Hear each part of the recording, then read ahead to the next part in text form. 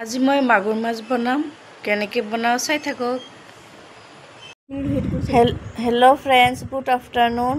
মই আজি মাগুৰ মাছৰ আঞ্জা বনাম।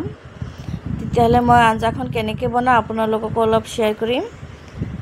মাগুৰ মাছ অলপ জীয়াই থৈছিলোঁ, এটা ডাঙৰ মাছ হয়, সেই মাছটো মই জীয়াই থৈছিলোঁ, জীয়া আছে চাওক। সেইটো কাটি মেলি ধুনীয়াকৈ চাফা কৰি মেলি লৈছোঁ। ক'লা ক'লা যিটো থাকে সেইটো মই ষ্টেনাৰ মাৰি পেলাই চাফা কৰি ল'লোঁ। আপোনালোকক দেখাব নোৱাৰিলোঁ বাৰু সেইটো।